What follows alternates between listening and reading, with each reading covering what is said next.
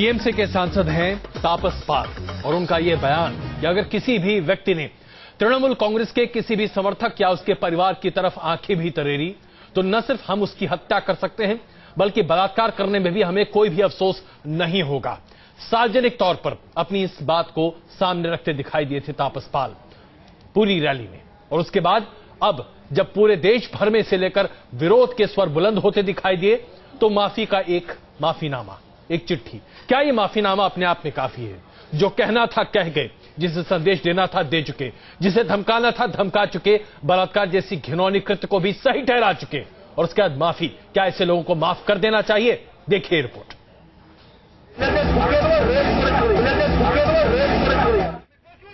TMC सांसद तापस पाल ने खुलेआम अपने समर्थकों के सामने विरोधियों का बलात्कार करवाने की धमकी दे दी और तापस पाल के इस बयान ने सियासी भूचाल ला दिया।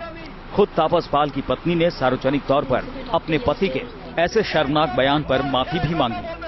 What he said wasn't good at all. I'm not supporting that.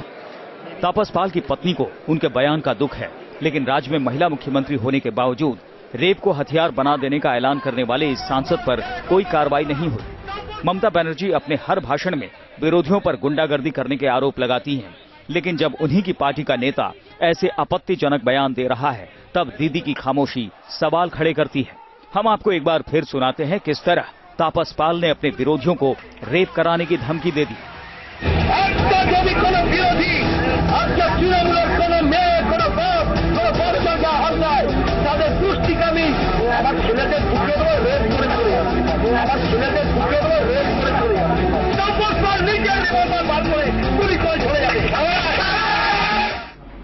तापस पाल की इस घिनौनी धमकी पर सियासी विरोधी भी ममता सरकार के खिलाफ मोर्चा खोलते हुए तापस पाल पर कड़ी कानूनी कार्रवाई की मांग कर रहे हैं और ममता सरकार की चुप्पी पर सवाल उठा रहे हैं। तापस पाल के खिलाफ कानूनी कार्रवाई होनी चाहिए।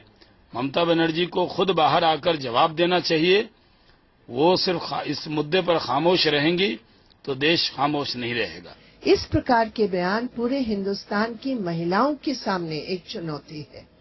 हम ये चाहेंगे कि ये लोग एफआईआर दर्ज हो, एक्शन हो, उनको गिरफ्तार किया जाए और लोकसभा से भी इस सत्र में कम से कम मिनिमम रूप में उसको सस्पेंड करना चाहिए।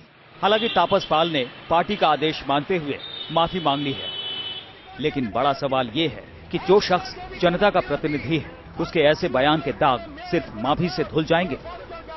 तो आखिरकार पार्टी के कहने पर पॉल को यू टर्न लेना पड़ा और माफी भी मांगनी पड़ी। लेकिन पॉल के बिगड़े बोल ने जिस बहस की शुरुआत की है वो बहस फिलहाल खत्म होती नहीं दिख रही। वीडियो जर्नलिस्ट विजय कुमार के साथ अमितेश सिंह, न्यू जनरेशन, दिल्ली। आज देश के सामने सवाल यह है कि देश की सबसे बड़ी पंचायत जो कानून बनाती है, हमारे लिए नीतियों का निर्धारण करती है, वहां क्या हमें ऐसे सांसदों की जरूरत है? प्रधानमंत्री नरेंद्र मोदी ने कहा है 1 साल के समय में जो अच्छे लोग हैं वो बेदाग होकर आएंगे और जिनके खिलाफ तमाम धाराएं से तमाम मुकदमे दर्ज हैं, अगर उनमें सही पाए जाते हैं तो उनकी संसद में कोई जगह नहीं होगी। इसका इंतजार सबको है। हमारे साथ कांग्रेस नेता प्रियंका चतुर्वेदी चर्चा में जुड़ चुकी हैं। वरिष्ठ पत्रकार मधुकिश्वरी चर्चा में हमारे साथ जुड़ेंगी। राष्ट्रीय महिला आयोग की अध्यक्ष ममता शर्मा ने तापस पाल के बयान के तीखी शब्दों में आलोचना की है। उन्होंने कहा कि ऐसे व्यक्तियों की जरूरत हमारी संसद को नहीं है। उनको एक्सप्लेन कर देना चाहिए और पार्टी से भी निकाल देना चाहिए, क्योंकि बहुत बड़ा ये एक उन्होंने क्राइम किया है। ये स्टेटमेंट नहीं है। वहीं बांकुरा में टीएमसी नेता अरूप चक्रवर्ती ने भी एक ऐसा ही बयान दिया है जिसमें विरोधियों के गले काटने तक का ऐलान कर दिया है। घरे यदि कोनो बेटा ढोके केटे देवी हमें बुझे नेब, तोर घरे यदि बाहर कोनो लोग ढोके बलिदान कर देवी हमें बुझे नेब। तो आप देख रहे हैं टीएमसी के नेता किस दबंगई से अपने राज्य में तमाम विरोधियों को साफ करने की बात करते हैं। कोई गला काटने की बात करता है, कोई जान से मार डालने की धमकी देना चाहता है और उसके बाद बलात्कार तक की बात सामने रखता हुआ दिखाई देता है। प्रियंका चतुर्वेदी जी, आप लोग सहयोगी रह चुके हैं एक जमाने में और अगर देखा जाए तो आज भी बड़ी नजदीकियां मानी जाती हैं टीएमसी के साथ कांग्रेस की। हालांकि अब आप विरोधी हैं, लेकिन जिस भाषा, जिस शैली का इस्तेमाल पश्चिम बंगाल में नेता करते दिखाई दे रहे हैं टीएमसी के, इससे क्या हमारी राजनीति वैसी दिखेगी? क्या इसका विरोध नहीं होना चाहिए?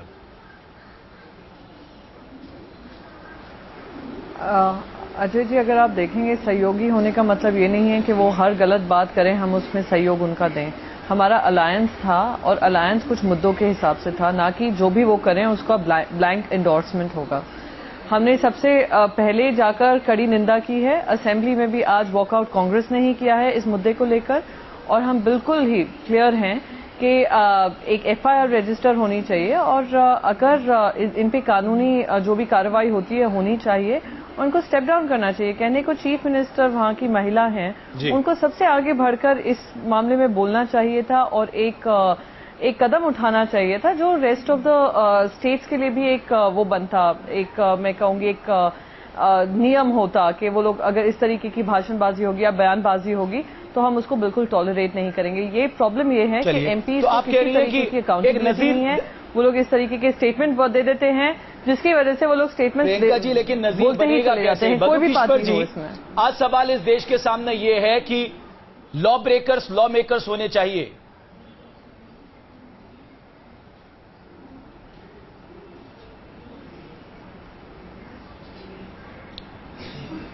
मधुकिशोर जी, आप तक हमारी आवाज आ रही है?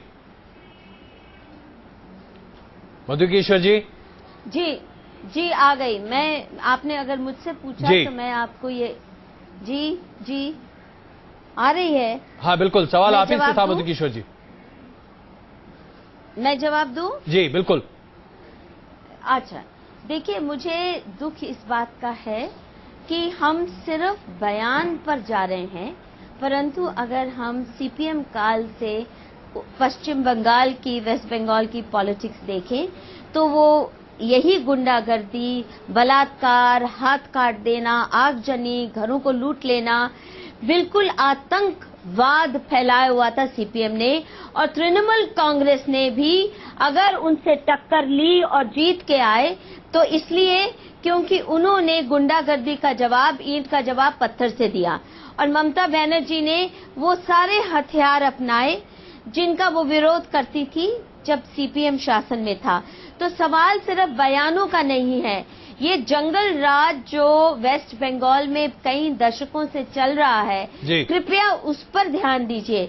इनकी जो हरकतें रही हैं सीपीएम की और फिर तृणमूल की, वो ज्यादा खतरनाक है। बयान से मुकर जाना तो कोई बड़ी बात नहीं है, परंतु देश के मीडिया ने सीपीएम के जंगल राज को, आतंकवादी राज को बिल्कुल नजरअंदाज किया और तृणमूल उसी रास्ते पे चलकर, उसी रास्ते पे तृणमूल कांग्रेस चलकर उन्होंने भी आतंक का जवाब आतंक से दिया है। बड़ा सवाल ये खड़ा होता है कि जिस तरीके से आज आप तृणमूल कांग्रेस के बारे में चीजें कह रही हैं, भारतीय जनता पार्टी के लिए आज ये बड़ी चुनौती है, क्योंकि भारतीय जनता पार्टी कहीं ना कहीं अपने आप को तृणमूल कांग्रेस के नजदीक भी कई मुद्दों पर पाती है।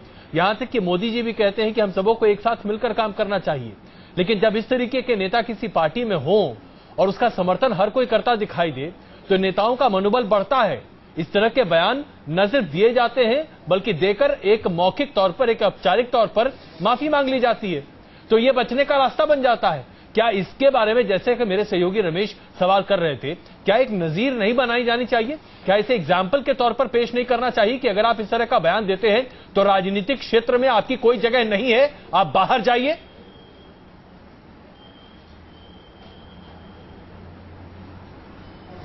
फिर आप वहीं लौट आए। देखिए, इसको भाजपा वर्सेस कांग्रेस वर्सेस तृणमूल का सवाल मत बनाइए। और बीजेपी तृणमूल को सपोर्ट कर रही है कि नहीं, उनका क्या अंदरूनी है, मुझे इस वक्त उससे कुछ लेना देना नहीं है। मुझे जो आपसे गुजारिश करनी है, खुदा के लिए तहकीकात कीजिए। अगले कुछ दिनों में जाके अपने रिपोर्टर्स को भेजिए कि पिछले 25 साल का जो इतिहास रहा है सीपीएम का और तृणमूल कैसे फिर उनके साथ लड़ाई टक्कर लेके शासन में आई।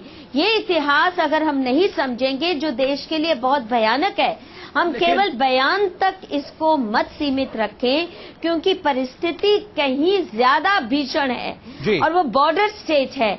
वहाँ जितना आतंक और जितना गुंडागर्दी और इलीगल एक्टिविटीज हो रही है, न सिर्फ आज बांग्लादेश के साथ बॉर्डर जब सीपीआईएम वहां पर मौजूद थी, 33 साल सत्ता में रही, तब भी हालात इसी तरह के थे। लेकिन प्रियंका चतुर्वेदी जी, ये कोई पहला बयान नहीं है। मेरा सवाल ये है, आप मेंबर ऑफ पार्लियामेंट है, आप मेंबर ऑफ लेजिस्लेटिव असेंबली हैं। सवाल इस बात का है कि आप लोगों को हम क्यों ढोएं? क्यों आप संसद में बैठकर, विधानसभा में बैठकर हमारे लिए नीतियां निर्धारित करें, हमारे लिए कानून बनाएं, और दूसरे सांसद, दूसरे विधायक कैसे इनके साथ शीट शेयर कर सकते हैं? मेरा सवाल इस बात का है। नहीं, मैं बिल्कुल आपसे सहमत हूं कि जब तक हमारे इलेक्टेड रिप्रेजेंटेटिव्स के लिए भी कोई डिटरेंट नहीं बनेगा, तब तक इस तरीके की बयानबाजी होती रहेंगी। इस तरीके की सॉरी कहकर, माफी मांगकर वो वापस से संसद में आकर बैठ जाएंगे, सदन में आकर बैठ जाएंगे। तो जब तक हम एक डिटरेंट नहीं बनाएंगे, तब तक इस तरीके की बयानबाजी चलती रहेंगी। अभी भी हम देख रहे हैं कि तापस पॉल से कहा गया कि आप अपना एक्सप्लेनेशन दो, उन्होंने एक्सप्लेनेशन में अनकंडीशनल अपॉलॉजी दे दी। क्या बात यहीं से खत्म हो जानी चाहिए? मैं आपको याद दिलाऊं, प्रोब नहीं करना चाहिए? शाजापुर से आपके कैंडिडेट ने भी इसी तरह की टिप्पणी की थी और आप लोगों ने उस टिप्पणी को नकार दिया। नहीं, आपने कहा ये उनका व्यक्तिगत बयान है। उसी समय आप उनके खिलाफ कार्रवाई करते। आज आपके पास मॉरल हक होता, आप कहती कि नजीर बनना चाहिए। आज आप कह रही नजीर बनना चाहिए, जब कांग्रेस पार्टी के नेता ने दिया तब नजीर बनने की बात क्यों नहीं? देखिए, मैं अगर कांग्रेस हो, बीजेपी हो, टीएमसी हो, सीपीआईएम हो, कोई भी हो, समय आ गया है कि जो हमारे सामने चुनौतियां हैं हम उसको एड्रेस करें। और अगर इस तरीके की बयानबाजी हो रही है, किसी भी पार्टी को लेकर हो, उसको डिस्करेज करना जरूरी है। और मैं तभी कह रही हूं, मैंने ये नहीं कहा सिर्फ टीएमसी एमपी को एक एग्जाम्पल बनाना चाहिए, मैंने कहा है सारे एमपीज के लिए, सारे इलेक्टेड रिप्रेजेंटेटिव्स के लिए एक डिटरेंट होना जरूरी है। अगर वो इस तरीके के बयान देते हैं तो उनकी पार्टी को एक्शन लेना चाहिए। अगर पार्टी एक्शन नहीं ले रही है तो जो रिस्पेक्टिव वो हैं, क्या कहते हैं, रिस्पॉन्सिबल हैं, उनसे कहना चाहिए कि इन पे एक्शन लिया जाए। तो अब इस बात पे इमीडिएट एफआईआर होना चाहिए था और केस शुरू होना चाहिए था। यही तो नहीं हो रहा, इसकी मांग अगर हम ये डिस्कशन कर रहे हैं तो आइए जरा इसमें नहीं हो रहा है। बिल्कुल, आइए जरा इस पर हम आपको एक ताजा बयान भी दिखाते हैं। भारतीय जनता पार्टी के नेता भी कहीं पीछे नहीं हैं। मनोहर पार्कर की सरकार में मंत्री रहे एक व्यक्ति का बयान हम अभी आपको दिखाने जा रहे हैं। उन्होंने साफ तौर पर कहा है कि अगर आप स्कर्ट पहनकर किसी पब में जाते हैं, उसके बाद अगर आपके साथ कोई छेड़छाड़ करता है, उसके बाद अगर आपके साथ बलात्कार किया जाता है, तो इसमें बुरा क्या है? ऐसा होगा ही, क्योंकि आप ऐसे पोशाक पहन रही हैं। जरा आप सोचिए, गोवा में ये मंत्री हैं शख्स, गोवा जहां पर चीजें काफी उन्मुक्त मानी जाती हैं, और वहां पर अगर मंत्री का बयान ऐसा आता है जो कि मनोहर पर्रिकर सरकार में है, तो फिर वहां पर और क्या उम्मीद की जा सकती है? देखिए रिपोर्ट। गोवा के सीएम और प्रधानमंत्री मोदी के करीबी समझे जाने वाले मनोहर पार्रिकर ने एक सभा में अपनी बात तो रखी, लेकिन उनका अंदाज अजीबोगरीब था। पार्रिकर ने उद्योग धंधों पर इंस्पेक्टर राज की तुलना बलात्कार के मामलों से कर दी। If I rape, I face only one inspector. If I start small scale industry, there are 26 inspectors. किन्हें करूँगा मैं? इधर पार्रिकर ने रेप की मिसाल के जरिए अपनी बात समझाने की कोशिश की, तो उन्हीं की सरकार में पीडब्ल्यूडी मंत्री सुधीन धावलीकर ने संस्कृति की रक्षा को लेकर एक ऐसा बयान दिया जो कतई जायज नहीं ठहराया जा सकता। तुमका प्रश्न असा मुतालिकान गोयचे विषयी काय बोलू ना, मुतालिकान दुसऱ्या धर्माविषयी ना, प्रत्येक जो मनीस जन्माक येता तो खंयच्या तरी धर्मात येता, आणि जो मनीस दुसऱ्या धर्मा वायट म्हणटा तो मनीस त्या मनशाचेर हांव टिका करता। मुतालिकान दुसरे धर्मा वायट म्हणू ना, ताणें आपल्या धर्मा खातीर प्रसिद्धी करता। आता ताजो स्टेटमेंट आसा पॉप संस्कृती बंद। विवाद बढ़ा तो पार्रिकर ने अपने बयान से किनारा कर लिया। वहीं पार्टी ने भी मंत्री के बयान से पल्ला झाड़ते हुए कहा कि जिस मंत्री ने बयान दिया वो सहयोगी पार्टी के हैं। उन्होंने अपना एक राय व्यक्त किया है, वो भाजपा के विधायक नहीं, वो सहयोगी दल के एमजीपी के विधायक और मंत्री हैं, और उन्होंने अपने सुझावों में ये कहा है कि उनकी कुछ आपत्ति व्यक्तिगत है। ये सरकार की वहां नीति नहीं है और सरकार ने इसे कोई विवाद नहीं बनाया है और सरकार की तरफ से नहीं, और सरकार ने ये कतई नहीं कहा है कि इस क्रम में कोई सुरक्षा का विषय उत्पन्न हो। मनोहर पार्रिकर और उनके मंत्री के बयान पर विपक्ष भी तीखी प्रतिक्रिया दे रहा है और मंत्री जी का ये बयान पार्टी के लिए मुश्किल का सबब बनता दिख रहा है। हम चर्चा कर रहे हैं तमाम जो नेता हैं किस तरह के विवादास्पद बयान देते हैं, उसके बाद माफीनामा एक तरह से महज औपचारिकता बनती हुई दिखाई दे रही है। हम बात कर रहे हैं खास करके तापस पाल की, जिस तरीके से उन्होंने माफी मांगी है। इस वक्त टीएमसी में से अहमद हसन साहब हमारे साथ मौजूद हैं। अहमद साहब, तापस पाल जी ने माफी मांग ली है, लेकिन जो उन्होंने कहा है क्या उसका किसी भी तरीके से कोई भी व्यक्ति समर्थन कर सकता है? और क्या इस तरह की बातें अगर सीपीएम के नेता करते तो आप लोग उन्हें बख्श देते? पहले बात तो ये है कि तृणमूल कांग्रेस, ऑल इंडिया तृणमूल कांग्रेस जो पार्टी है वो इस तरह का कोई बात को अनुमोदन नहीं करता है जी। और ये बात क्लियरली मुकुल राय ने एक प्रेस कॉन्फ्रेंस में बता दिया है कि we don't support Tapas Pal view और हिज अटरेंसेस। और सेकंड थिंग ये है कि तृणमूल के जो सुप्रीम लीडर है Mamata Banerjee, she is very much agreed by hearing this type of utterance from Tapas Pal and जो पार्टी का सुप्रीम लीडरशिप है उन्होंने तापस पाल से इसके लिए एक्सप्लेनेशन मांगा है। कार्रवाई क्या होगी अहमद साहब? कार्रवाई क्या होगा वो तो बाद में सोचा जाएगा, पहले तो उनका एक्सप्लेनेशन आना चाहिए। नहीं, वो तो ठीक है। देखिए, आप एक्सप्लेनेशन मांग रहे हैं। अहमद साहब, बहुत व्यवहारिकता वाली बात बताइएगा। आज ये आपके पार्टी के सांसद हैं, आप उनसे एक्सप्लेनेशन मांग रहे हैं, बहुत अच्छी बात है। लेकिन अगर ऐसी ही बातें सीपीएम के नेता करते और अगर आप ऑपोजिशन में होते तो क्या आप उन्हें बख्श देते? आप लोग अब तक रैलियां निकालकर उनके नाक में दम कर चुके होते।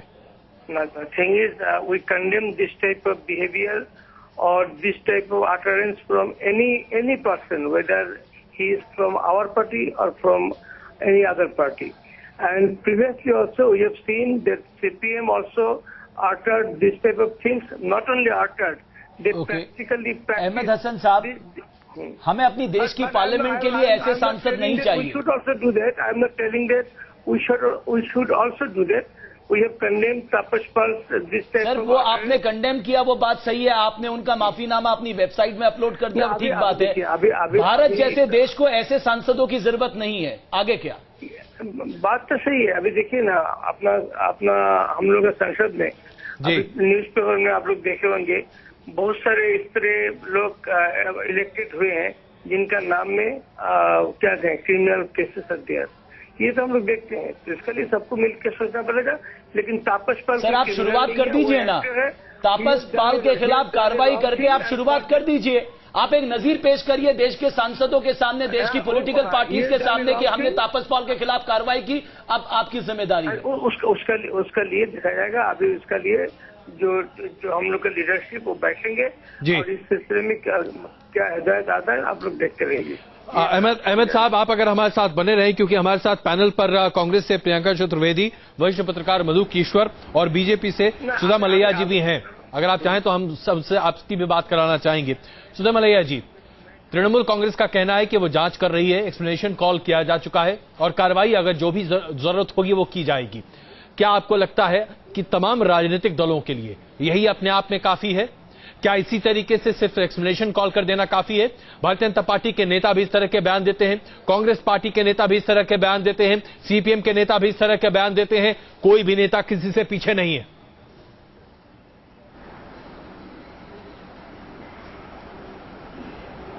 सुधा जी, हेलो सुधा जी, आप हैं हमारे साथ? जी बताएं। सवाल आज यहां पर यह खड़ा है कि किसी भी पार्टी के नेता को आप ले लें, हर पार्टी में ऐसे नेताओं की लंबी सी लिस्ट है जो आपत्तिजनक बयान देते हैं, उसके बाद माफी मांग लेते हैं। कब तक चलता रहेगा ये?